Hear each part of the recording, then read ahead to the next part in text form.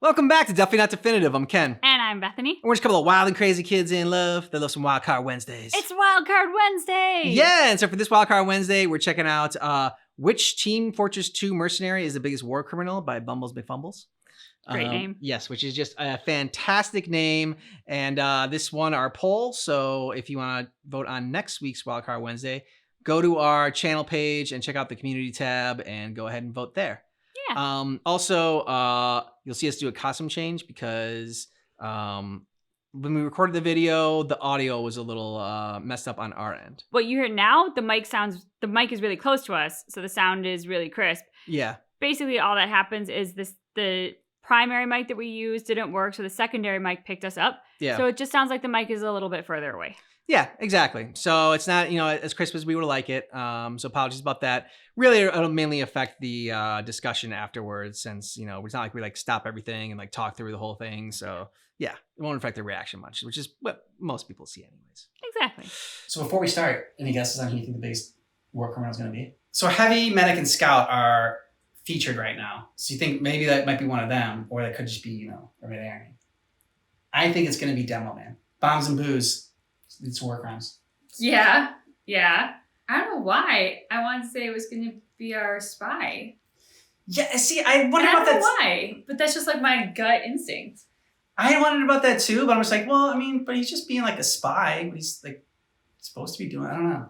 Yeah. I'm probably wrong, but that's my knee-jerk gut reaction for whatever reason. Demo Man's my first, and then Scout would be my second. Okay. Well, Heavy, yeah. Team Fortress 2 might have sneakily become one of the most influential games of all time. Everyone's either heard of TF2 or sunk a decent amount of time into it. You might have seen a meme or a bit of gameplay. You might have even played a game with TF2's fingerprints all over it. Like any team-based shooter in the last decade. Yet as they come and go, TF2 persists. Why is that? Is it the exciting gameplay? The sleek and appealing visual style? The constant support from Valve?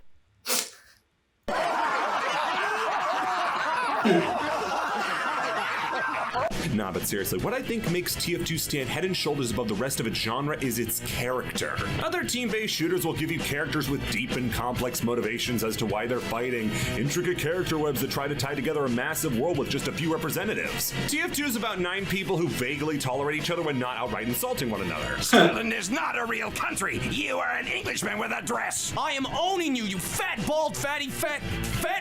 This is Scout. Rainbows make me cry. You got a Boston bad boy with a penchant for doing more damage with his mouth than with his gun. A Beau Australian who's just as likely to turn your brains into wallpaper as he is to piss on you. A Black Scottish Cyclops who can 1-2 combo you with explosive grenades into Claymore. All of these characters have endeared themselves to the general public to the point that you might forget the fact that each and every one of them is a violent sociopath who has killed before and will kill again. Yeah, I feel like the babification of these men kind of takes away from the fact that they are contract killers, and in some cases deliver a fate worse than death. So I got to thinking, which TF2 character has committed the most war crimes? Now, the label of a war crime sounds really heavy, but trust me, when we get into the specifics, these people are earning them like candy.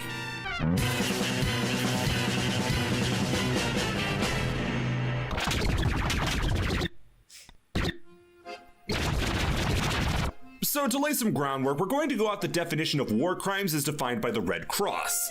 See, if we go into exactly which crime each merc commits, it's gonna be kinda difficult. For instance, it's illegal in war to shoot an enemy who's shown themselves to be of no threat without a way to defend themselves. At the end of every round of TF2, the opposing team is made to be big crybabies who you can mow down at your leisure.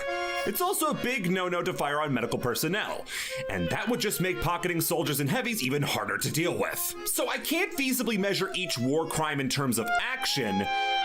What about the only other thing that has as much personality as our beloved mercenaries? Their weaponry! In the rules of war outlined by the Red Cross, there are 11 distinct classes of weaponry that are not allowed in war. We'll go over them one at a time and judge their loadouts based on what weapons they possess that would be counted as a war crime. First up is serrated weapons. Serrated weapons, like a modified bayonet, cause undue suffering to someone unlucky enough to be stabbed with them, and as such, they're banned from conventional warfare. Now, the exact definition on what counts as serrated is a little hard, but I feel confident in my ability to use my eyes that I can tell you which is which. First person to break the rule is Pyro with a sharpened volcano fragment. Oh. Yes, to TF2 fans, you must be asking how the volcano fragment is considered a crime in any other realm other than game design. Well, those ridges along the blade mean that whatever little more damage is done is more than necessary. After that, we skip a whole 3 classes as medic comes next. The stock bone saw and amputator are both by nature serrated. They are saws after all. The use of such equipment is already contentious, but for this rule, it's even worse. Snipers, tribesmen, shivs, and spies, Black Rose both fail in this category, which means that medic leads the pack with 2, with Pyro, Sniper, and Spy all tied for second. That is, except for the secret bonus war crime, thanks to the all classes item, Pretty Blade. Thanks to Disgaea, everyone here is getting an extra 20 years at least added to their prison sentences.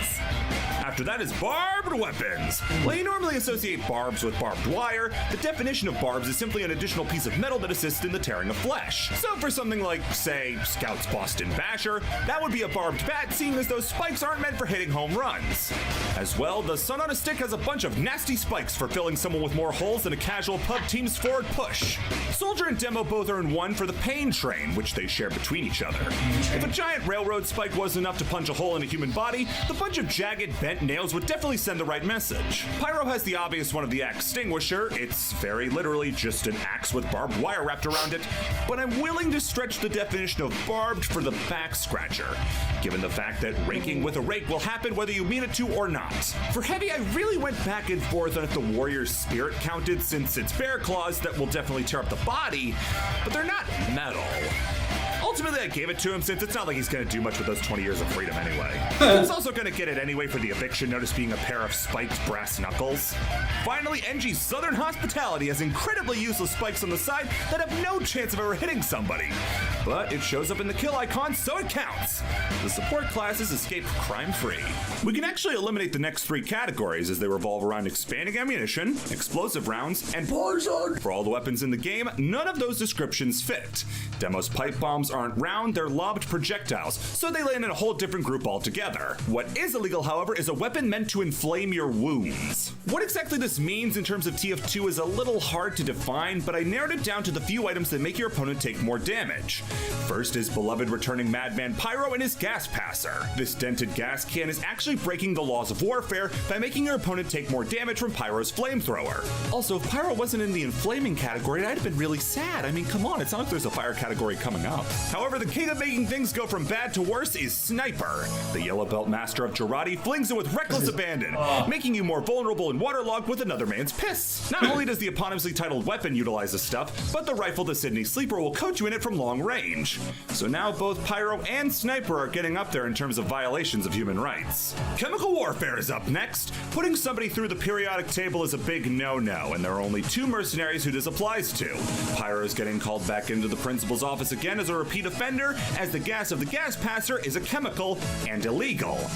However, that doesn't hold a candle to the real master of chemical warfare. See, the medic uses a variety of chemicals in order to utilize his strongest maneuver, the Uber Charge. He'd be lucky if Meet the Medic was all that existed to explain the origins of Uber Charge, but sadly, NATO leaked the original work in progress Meet the Medic, where we see the concoction that keeps these junkies on the battlefield. So whatever, Uber Charge is breaking a few international laws. It's not like he's got a bunch of weapons tied to it, right? How many? So that means that every single one of Medic's weapons tied to Uber is in some way a war crime. That means every Medigun, the Uber Saw, the Vita Saw, Overdose, and Amputator are all grave breaches of international law. Because of that, Medic shoots way past everyone else, making them look less like this and more like this. If you thought the last section might have been a bit of targeted bullying, wait till you hear about this one. Anti-personnel landmines, you already know where this is going, are outlawed in combat. Being a bomb meant specifically to injure or kill a person is a no-go. Now, is there any class you can think of that uses bombs to kill people in particular? Why, yes I can, I think there is one. Scout! Yes, in the official definition of anti-personnel landmines, they include a description that talks about bombs meant to disperse broken glass along with shrapnel. Like the broken glass that the rap assassin launches when it hits an opponent with a bulb. Now, who'd have thunk that that little speedster could have snuck in a shot in a section meant for Demo Man? Yeah, so you can probably guess Demo Man is kind of the star of this part of the list. Sticky bombs, by their nature, are anti-personnel landmines. Considering they also damage buildings, though, you might be tempted to give them a break, but no such luck. The primary purpose of these things is to turn people into chunks. That means the sticky bomb launcher, Scottish Resistance, and Quickie Bomb Launcher all land our Demo Man in hot water. You may also be asking about the Sticky Jumper, but that actually can't deal damage to enemies, so it's not anti-personnel. Use it all you want, Demo. There are 3 other examples I want to go over for the sake of being a pedantic jerk, however. The Iron Bomber is a primary grenade launcher meant to have a low-roll limited range bomb. So it fires bombs that don't explode very far and stay still when planted. Kind of like a mine. The TF2 wiki even refers to the strategy as such, so I don't feel bad about this one. And why not? The bottles Demo Man has can break and would leave glass. My list, my war crimes. Maybe don't try and glass people in a war zone next time. Next up is nuclear armaments. Obviously, it's not very kosher to try to nuke people, especially with a weapon you can hold in your hands without protective gear. Not like they're gonna live long enough to feel the effects anyway. So you may be asking what nuclear weapons there are in TF2, and the answer is one that I kinda had to play with. So we know for a fact that the Gord bot weapons like the Cow Mangler and Thompson are indeed nuclear weapons, but they seem to be the only ones that mention that fact. However, because of the weapon's special property that they disintegrate whatever they kill, I'm willing to extend the definition that any weapon that causes a disintegration is a nuclear weapon. With that information, please let me know, what class do you think has the most nuclear arms? Would it be the hysteric and crazed soldier? The man of science medic? Pyro because, well, it would probably be Pyro? Or what about... Yo, what's up? That's right, Scout has 6 unique, or I suppose sort of unique, weapons. Let me explain. So in terms of the disintegrators, that includes Scout's Capper and the Beat Saber, as well as all the 3 Beat Saber of his looks drinks. awesome. The Bonk, Criticola, and Mad Milk are either drinks that have been irradiated or made with radiation. And if you know Scout's loadout, you know that the Soda Popper is a force of nature that's had a can of Criticola taped to it, making it by extension a radioactive weapon. Soldier you'd expect to be dumb enough to have a nuclear weapon only has 2 in the form of the Cow Mangler and Righteous Bison.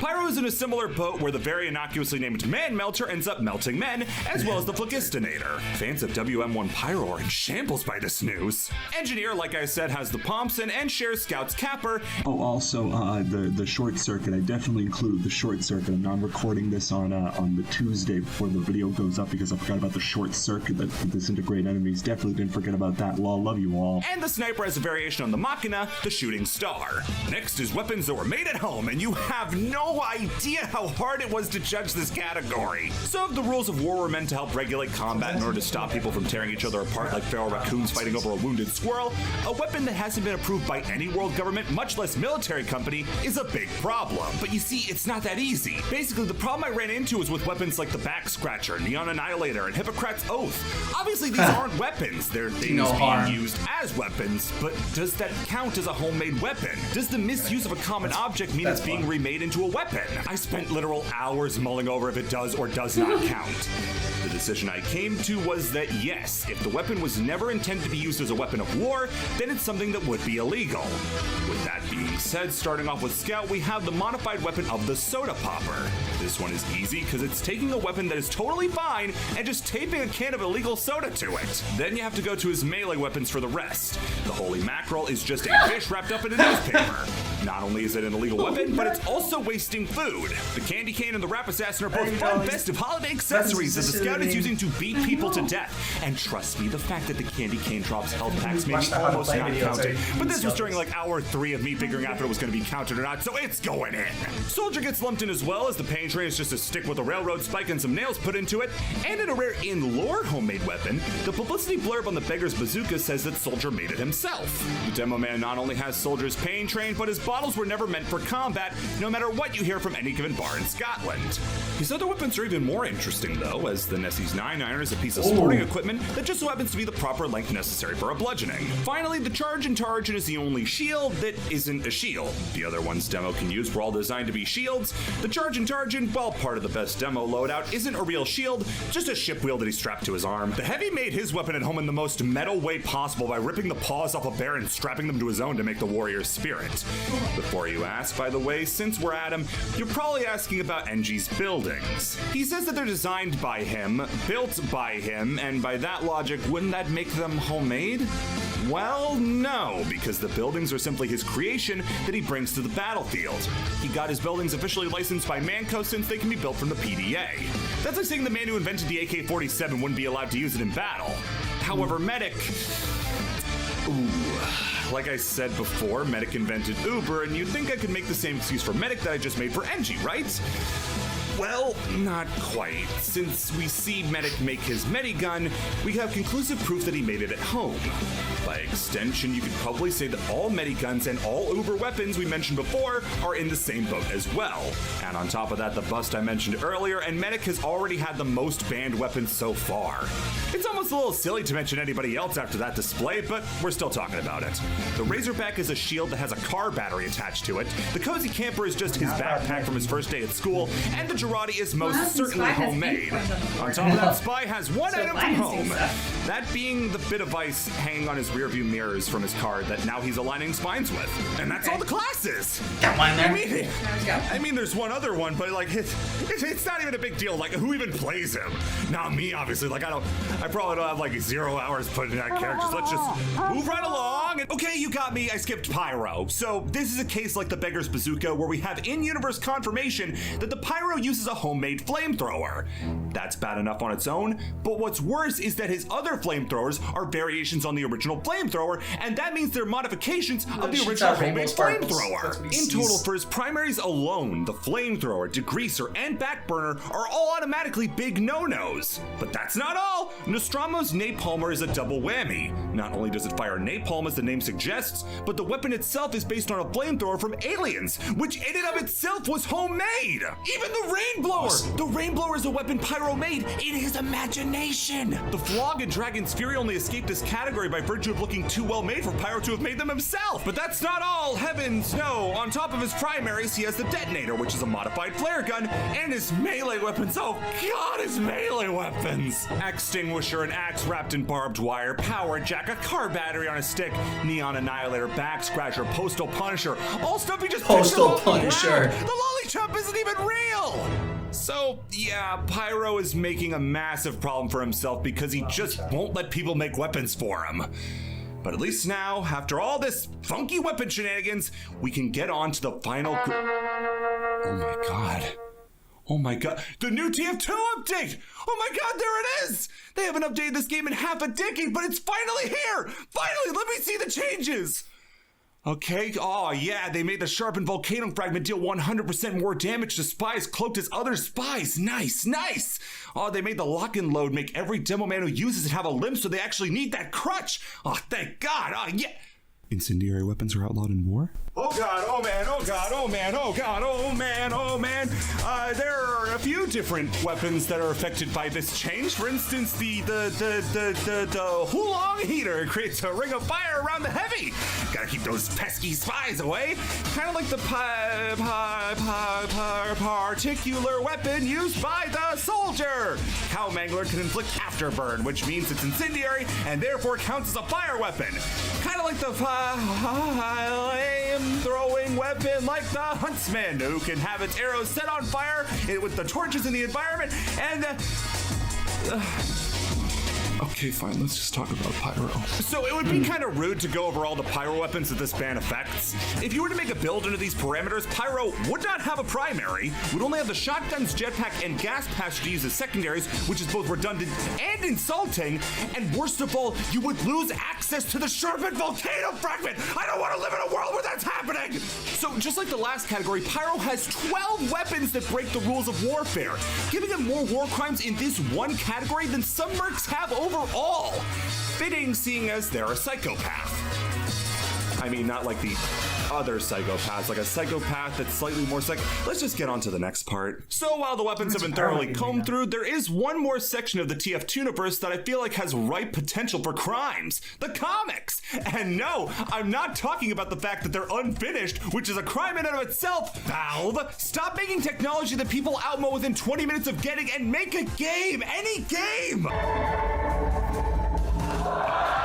That doesn't count and you know it. Thankfully, someone else has taken a break from blowing bubbles with their spit long enough to think of the same idea, and Sir Reginald III on Reddit has gone through painstaking detail to count the crimes across the comic, and I'll present them to you now. Scout has been known to stalk and make advances on women, including girls on the track team for a high school he did not go to, while being over 18, and they were under 18. This was supposed to be a fun video. Let's watch him die again. He's also guilty in assisting of the murder of Santa Claus, which it's kind of funny to hold this one murder to higher scrutiny than the other ones, but I want a PS5, and if Satanic can't get me one because he's 6 feet under, I'm gonna raise some hell about it! And he also mentions that the mad milk isn't milk, and it could count as sexual assault, but I refuse to think that Scout is hawking love custard at his opponents. Love What custard? could possibly be in the restock closets to refill that thing? Soldier! Genocide! Never heard it called. Wait, genocide? How? He's one guy! Well, following World War II, Soldier went to Germany to eliminate Nazi scum.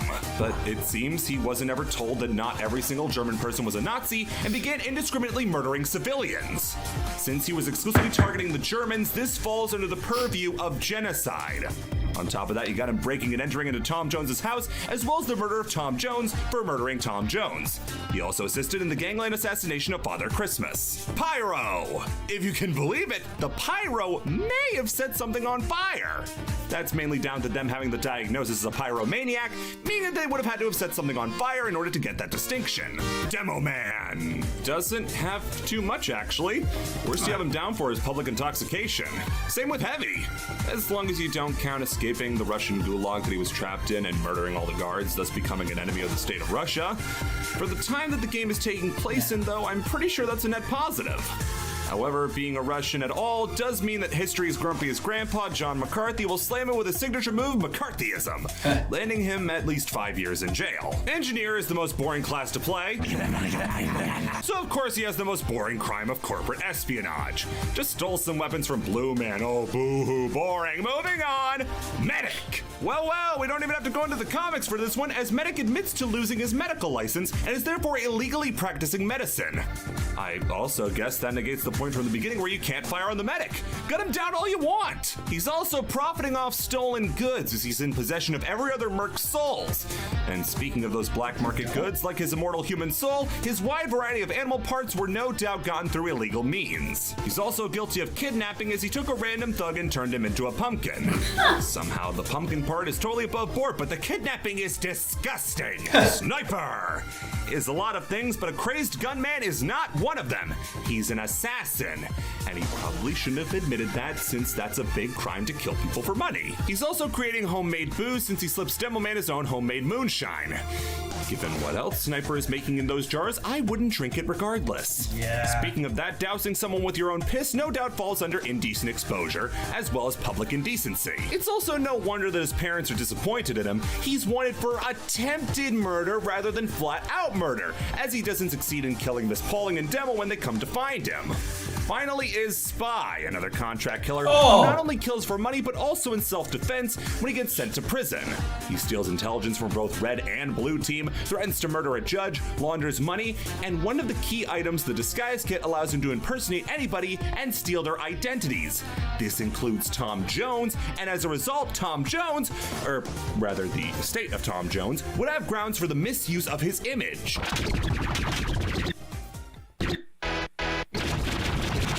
Now it's time for the main event! Which of these men will die in prison?